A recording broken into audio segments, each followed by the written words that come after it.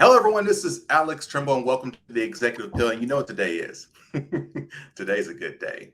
See, today I have with me just a phenomenal leader in every regards of the word. Miss Julie Owono is the executive director of the Internet Without Borders and an inaugural member of the Facebook Oversight Board. At the intersection of business and human rights, her work focuses on creating channels of collaboration between different sets of actors on the internet. Julie is an affiliate of the Berkman Klein Center on Internet and Society at the Harvard University. She is a member of the Global Partnership on AI created by France and Canada. She is a member of the World Economic Forum's Global Future Council on AI for Humanity and a member of the WEF Council on the Connected World. Today, we're going to figure out what Julie is not a member of. How are you doing today, madam? I'm doing great, Alex. Thanks so much for having me. And hearing you, it sounds more impressive than it actually is, but we'll get into that during the conversation. Look, we both know, we all know that is not the fact. So let's actually dive into some of that really quick, just to give us all a breath on who you are. And I'll start off with saying, like, when I started doing my research on you, like, I was super impressed. Um, I found an interview of you back when you were like 20 something young. Um, like, how long have you been doing this work? And the fact that you had an interview of you 20 something young, you've been doing this for a while. Absolutely. It's been that I've been in this space of defending rights on online spaces, defending freedom of expression, particularly making sure that everyone, especially people who look like me, so women and particularly Black women, can have a space, I mean, can use the space to definitely express themselves, but also to defend their rights, defend their right to exist, defend their right to dignity. Yeah, so I've been doing this for quite a while because unfortunately, the issue of making sure that everyone is online, everyone is visible online, everyone has a right to speak online. Well, all of this has been a task that so many have been trying to tackle for so many years.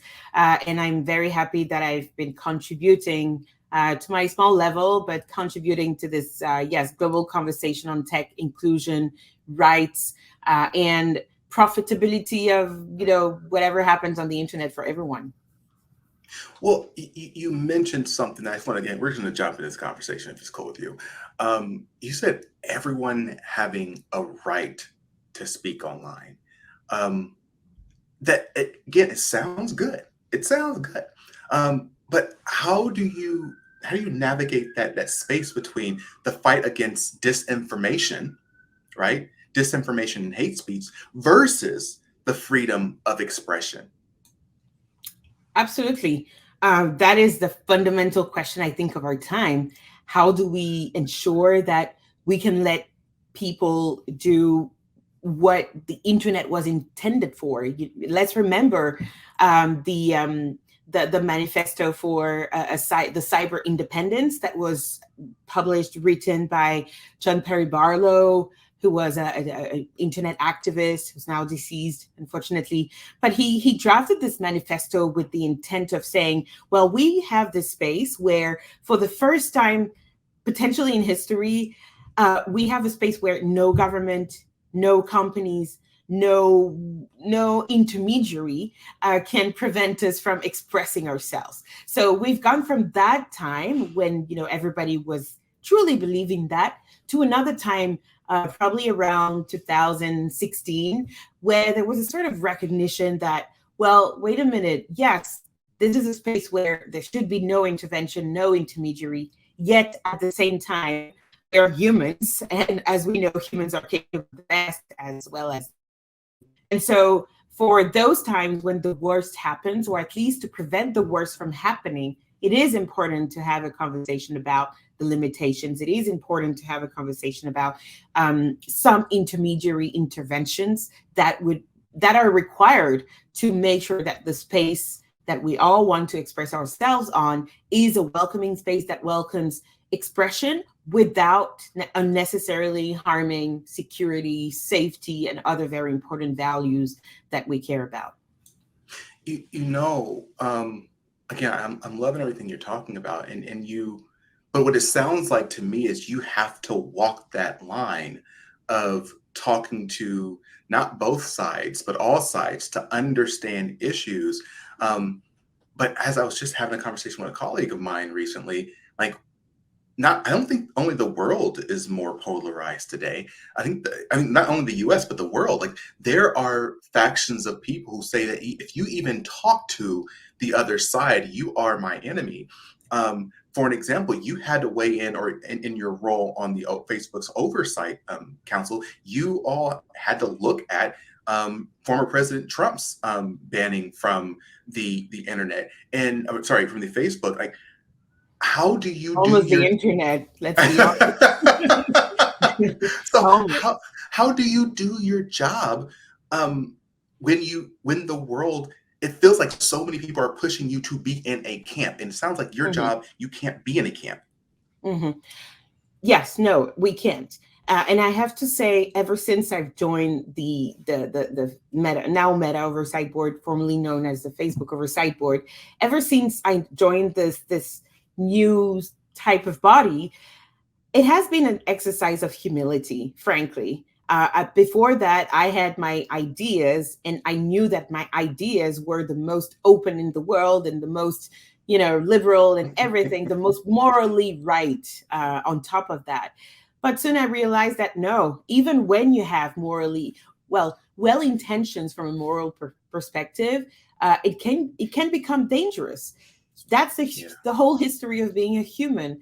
As long as we have this environment where they're not really checks and balances, you're not really, there's no form of counterpart to any idea that becomes dominant. I think dominance of ideas should call out attention in democracy, in well-functioning and healthy democracies. Yes, it is important to allow the expression of everyone. I truly believe in that. Of course, without forgetting about the bad things that can happen. And as a Black woman, I do know about the bad things that can happen. And I will even specify as an African woman. I'm from Cameroon. I grew up in Russia, lived in France, now live in the United States. So I know what the society can have against people who look like me. But yet, I do think that it's important to, to be in discussion always. I always like to give this example. I was 15 years old, and I was in Russia at a time when it was very difficult to be a foreigner, a visible foreigner, a visible minority, as sometimes we call ourselves, and precisely because there were groups of neo-Nazis walking free in the streets and who could just decide to be violent with people who looked foreigner. And one day I was in a park with a group of friends, 3 friends to be precise, my best friends from childhood. And we met this group of neo-Nazis. They were 2 or 3, and we had a fascinating conversation. I can tell you, until today, I remember that conversation because at first they came, of course, they wanted to attack us. There were 3 guys, but then they were our age. We were all 15, 16 years old, listening to the same music, liking the same shows on TV. And it ended up like that one of the guys told me that his favorite singer in the world is Whitney Houston. And I tell him, you do realize that Whitney Houston looks like me, right? And you wanted to beat me up a few minutes ago. And he was like, yes, you're right. And I think something happened there. I've never met that person again, but I'm sure that something happened that made him question, what am I actually doing? Is there any logic into what I'm doing? So I'm sharing this story to say that it is important to be confronted sometimes to the ideas that you disagree the most with, not because for the sake of the exercise, no, simply because you can change the point of view of the other person. The other person can also enlighten or change your point of view on certain aspects. And I think that exchange is extremely important, provided, of course, that there is no harm. brought with the speech in question. Of course, I would never interact with someone who would start by saying that all Black people in the world should be killed. That for me is not interesting. Or I would never interact. I'm not interested in interacting with people in my country. For instance, there is an ongoing civil war, and there are a lot of people who are using online spaces to inflame the conflict by sharing very derogatory expression towards certain groups. Of course, within a conflict, this is particularly worrying. So, of course, I'm not interested in engaging into that. But I think it's possible to find the right balance to allow discussion, debate, even when we don't agree with it. And I would say probably especially when we don't agree. But it doesn't mean that this should happen in a vacuum. There are ways to hold such conversations. You don't hold such conversation when your only interest is to inflame people and have them get involved in terrible behaviors online. So yes, long answer for short, which is dialogue should always prevail, especially.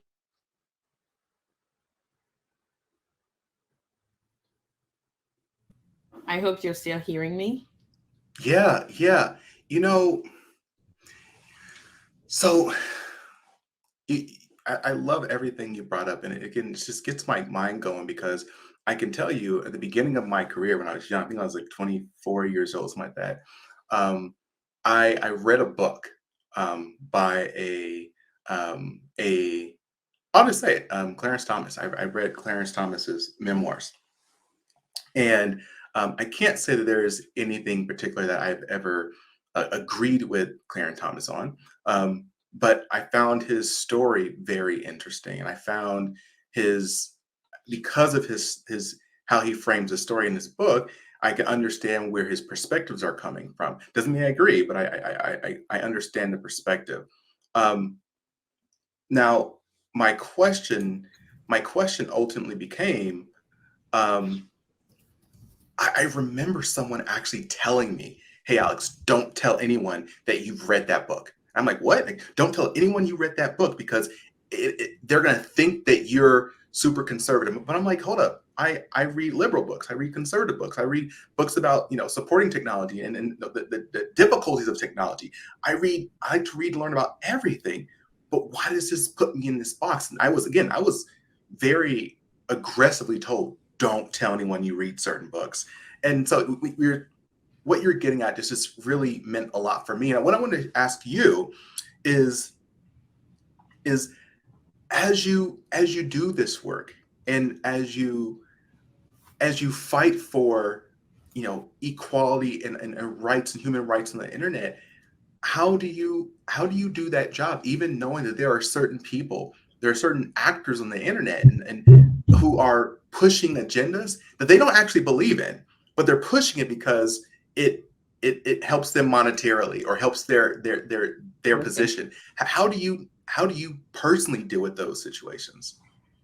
So I have to say, I think it's not an individual's work, frankly. And I will say here something that I probably haven't said much in public, which is it is actually very exhausting today to fight against disinformation and propaganda online when you're a Mhm. nonprofit such as ours. Yeah. Very difficult for various reasons. First of all, because we have way less money than the networks that get involved in this business. We know that some of them are backed by states such as Russia, such as Israel. Some revelations were made recently by a group called Forbidden Stories. So when you're a nonprofit, I can tell you we don't have the means of a government. Obviously not. Mhm. Um, Human resources are very limited, and also it's a space that evolves very rapidly. The actors do change their tactics as the technology is evolving. Right now, we're all obsessed with ChatGPT. Imagine what is possible with ChatGPT when you have a little bit of money, just a few ideas, Yeah, and you want to yeah. disrupt an election or whatever. So that answer means that the fight against disinformation must always be an endeavor that is a collective endeavor between not only the groups affected, so the groups who see the problem. Usually that's how it happens. It's a group that's targeted that does see that there is something wrong. Let's remember in 2016, who were the ones who were first calling out the possibility that the systems of Facebook could be used against American voters in the United States? It was groups of black voters, because they face the limitations that they usually face, and they see very, very rapidly where the problems could come from or could be. So that's one thing, a collaboration between the groups affected, of course, civil society organizations supporting those groups, companies. That is extremely important. Companies must, and I'm not even saying should, they must play a role by being more proactive. What does that mean, being more proactive? It means, first of all, understanding that your platform will be weaponized. It's not could, it's will be weaponized. Having necessary trust and safety teams. One very bad example is what happened on Twitter recently. It was a very, very bad idea to get almost all the team of trust and safety professionals whose role is precisely to keep those spaces safe for us all. And last but not least, who should play a role? Government, to some extent, not necessarily by telling us what should be considered truth or false. I think that's very dangerous. And I personally, and my organization, opposes to that, opposes to government setting up disinformation task force, or telling the companies, well, you have to take down this content in 24 hours because we think, we the police, or we, the Ministry of Interior, the Homeland Security Department, we think this is wrong, so you should take it out. That is prone for danger, for censorship, for all the bad things that we want to avoid. So the role of the government should be more in terms of providing a framework and saying, okay, you are a company, you operate social media, just make sure you have those proactive measures in place to be able to face potential weaponization of your platforms. Right now, most of the work against online propaganda is still being done by civil society actors. Companies, of course, have stepped up a little bit. For some of them, it's very unequal. But yes, my short response, again, to a long answer, is we need to collaborate. There is no way that we can fight against this type of, coordinated, inauthentic behavior, as some of the companies call this. There's no way we can fight against this one actor on its own and the others on their own. There's no way. You talk about weaponization and how easy it is. This is a funny story, but I'm going to get to a more serious point.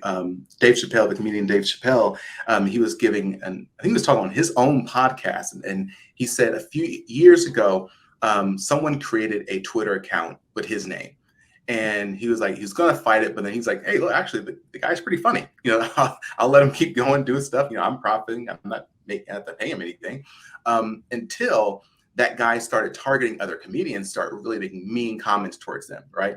And one of his friends who was being targeted was Cat Williams. Cat Williams, another comedian. Cat Williams' Twitter account, and starts going back hard at Dave Chappelle, right? And so now there's this public feud that's going on between these two big comedians. But again, the actor Dave Chappelle's side is not Dave Chappelle, it's someone who has that account. So Dave Chappelle actually runs into Cat Williams, like maybe a year later, something like that, at an event, and says, hey, look, Cat, I don't got a Twitter account. And Cat Williams says, hey, I don't either.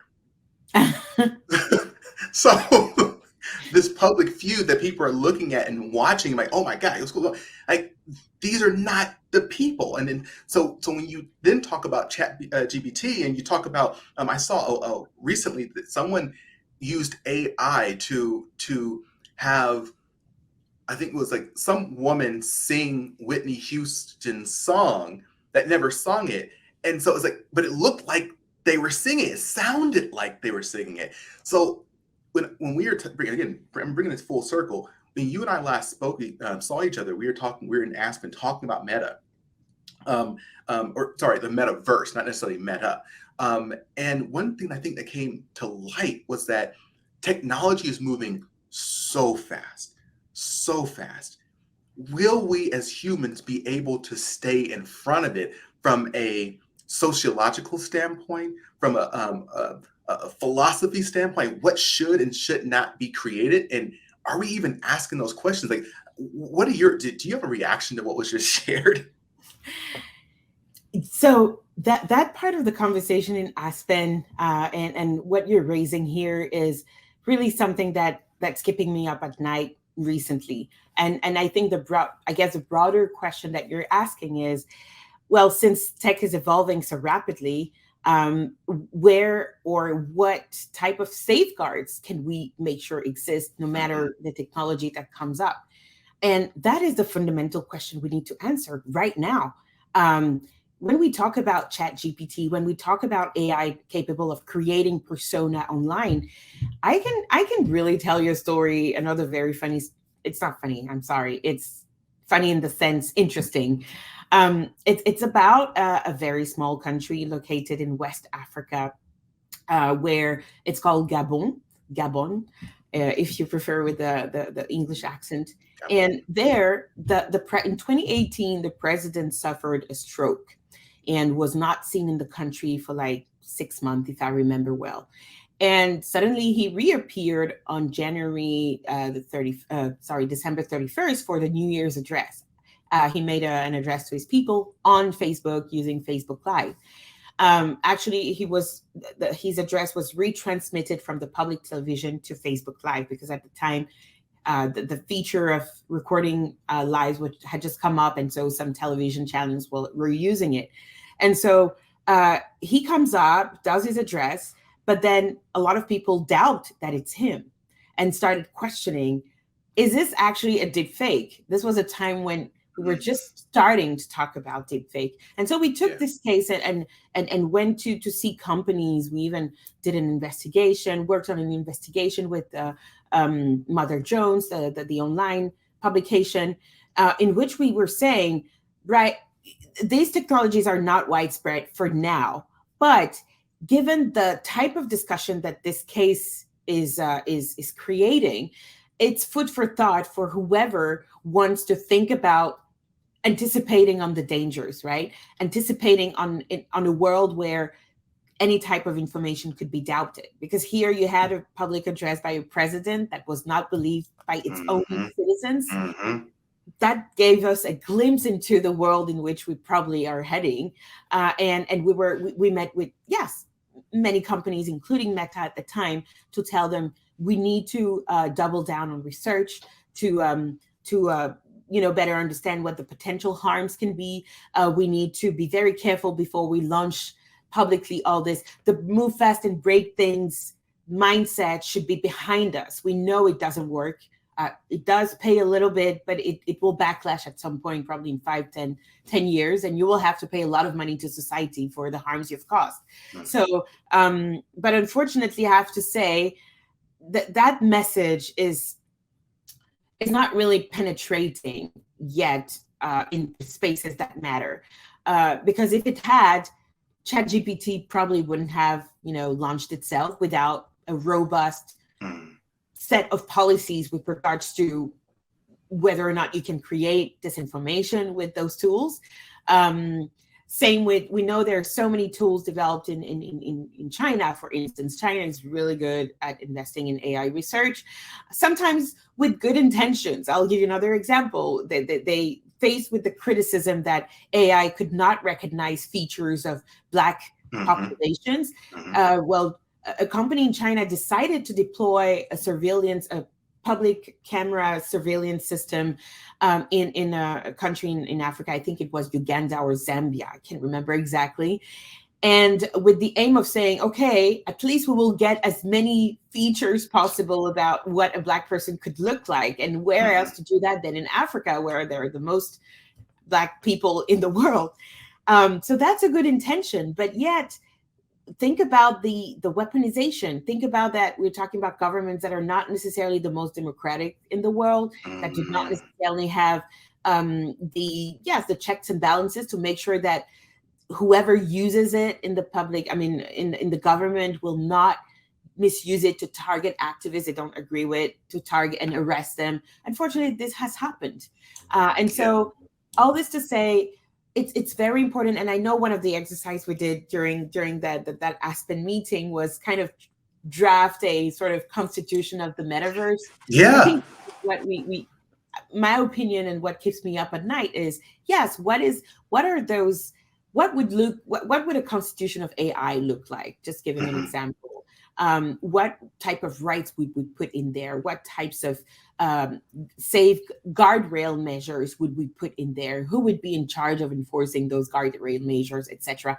All these questions that we ask ourselves usually in the offline world when we're about to create something big, but we usually don't take that time to reflect when we want to launch online tools. So yes, very interesting time to witness. Well, that exercise of creating the rules of the road, so or what was it called again? I can't remember. I think it was the constitution of the Co- metaverse, but probably was yeah, another word. I can't. that exercise was very enlightening, because again, it full circle conversation. You go into this thinking, oh yeah, this is easy. These answers should be self-evident. Let's bang this out.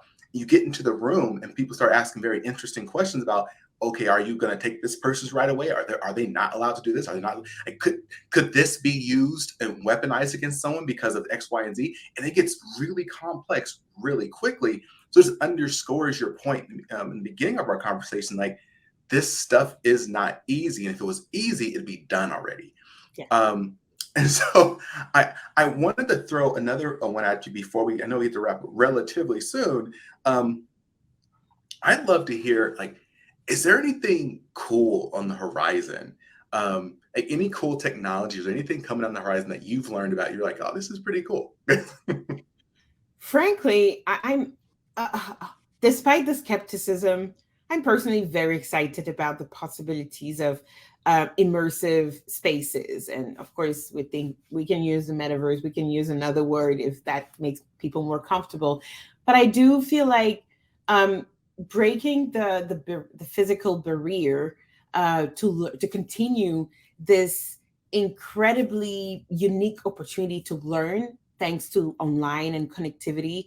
I think that novel type of experience will propel even further the knowledge society that we're trying to build for the whole humanity. I'm really confident that giving the opportunity, for instance, to a school student, I don't know, in remote African village, giving them the very small opportunity to see what it would look like to walk, I don't know, on Fifth Avenue, for instance.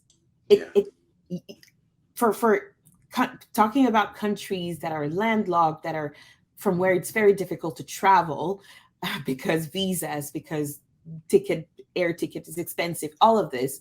For me, this speaks a lot to, yes, the possibilities that you can create in the mind of a child like that. Mhm. Not only for children, also for adults. I recently tried myself an immersive experience that was set up by, and that's still available, by Time Magazine, in which you could walk as if you were walking in 1963 during the March of Freedom. And oh my God, it was almost as if I was there, except that I had contextual information that was shared by Mm. people who were there and who were interviewed for that. So yes, I'm really excited about that. At the same time, of course, I'm paying attention and very interested in the conversations that we've had. What could potentially go wrong, and there's a lot that can, and unfortunately that will go wrong. But I'm excited about the possibilities that this type of innovation offers. I I am too. I think again, after our conversation in Aspen, I think I was like really excited. And then during the conversation, I learned about just how big this could be. And I was like, wow, this is really excited. But by the end of the conversation, I'm like, oh my God, we need some guardrails. Like, like just the capability. And there's a lot of people who think that technology is the savior. Technology is going to fix all these problems. But a couple things came to mind.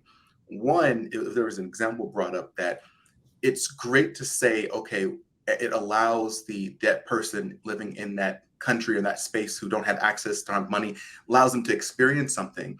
But then someone brought up a point like, which is really cool, interesting, not cool. Well, who gets to experience being fully immersed? It's people who, one, have the resource to have it, but two, have the safety to be in a place where you can be cut off from the world, because you don't see, maybe you don't see nothing, you don't hear nothing, and you have to be in a place that's safe. And that's a reality. And I think one of the last points that I think we ended on was that we can't look for technology to solve our social problems. I watched recently the iRobot with Will Smith, and they were worried because at the end of the day, it was the robot, the AI, that ultimately started attacking everyone. And I think it's not the AI that we're worried about; it's more so the people who create the AI, because it's the creator, it's the foundation that is created on. Like you said, whether they can see certain faces, whether they have certain stereotypes that are built into the software, and that people don't even know they have. Right? Like, this is, yeah. I think it's very interesting and eye-opening experience. It is. And it all comes to, yes, the question of inclusivity. Let's not forget, like you rightly said, not only there are places around the world where you cannot wear a device and be isolated and be safe. Not only that, but there are also there's half of the population still doesn't have access to internet. Although that sounds mind-boggling in 2023 now, still 4 million people around the world are still not aware of what we're doing right now, which is you're in one place, I'm in another one, and we're chatting about the future of technology and potentially the future of humanity. So being aware of this is what keeps you grounded. That's what has kept me very grounded, because it's very easy when you're in this space to get into yourself and be so proud of what you're doing, because it's very easy. It seems very easy. There's money for some of these companies, and but yet it's not this is not the reality. The reality is that there's still a lot of people who don't even know what we're talking about. And so it's important to make sure that those people are aware of what we're talking about and can contribute to the space that we are creating that allegedly will benefit everyone. So very important to remain grounded. Julie, thank you so much for being here. I know you got to jump off really soon to talk to the Prime Minister to a few countries. But I want to ask, is there anything you'd like to share with our audience as we begin to wrap up? Yes, I want to share probably two main things. The first thing is, it's important to be aware of the interconnectedness of the internet. Internet it's not just you. It's you being connected to people from your entourage, but also beyond your entourage. And also understand that this is a global space. Really, when you're online, there's no such thing as borders. That's why we call ourselves Internet without borders. At least for now, there are no borders. So we hope it remains like that. And the second thing maybe, which is linked to that, which I would like probably people to take away from this conversation is, what is my role in making sure that those guardrails, that tech doesn't go wrong, right? I'm not just a consumer. I'm not just a user. I'm not just a content creator. I am a contributor to a space that is evolving rapidly, that does bring in a lot of benefits to whoever creates it. But actually, we're all creating this. We're all contributing to this. So how can we make sure that the contributions that we bring are not misused for interests other than benefiting, the connectivity that we're looking for, the relationship that we want to build on these spaces, the inclusivity that we want on those spaces, and all of these things. So yes, be a citizen of the online spaces and not just a user, as sometimes some want you to believe you are. Julie, you are phenomenal. Everyone, look, you know what I'm about to say, so I'm not going to say it. Never mind, I'm still going to say it. Look, if you found something of value from this conversation, don't keep it to yourself. Don't be that guy, that girl. Look, don't just look back, reach back. Bring someone else to this table. And even better, bring this information to them. Make sure you're sharing, you're clicking, you're liking, you're commenting, share your ideas. And again, if this set on your heart and opened your eyes to something you didn't know about, I promise you, one of your friends, family members, or colleagues had known about the same thing. So as always, I appreciate everyone for listening. I appreciate you so much, Julie, for being here. Everyone, stay strong, stay positive, and definitely stay moving. See ya.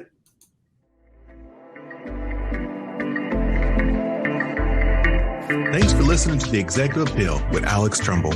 I invite you to follow The Executive Appeal wherever you listen to podcasts. Follow me, your host, Alex Tremble, across all socials or via email for exclusive webinars, courses, and speaking engagements on continued topics of executive leadership. So until next time, stay strong, stay positive, and definitely stay moving.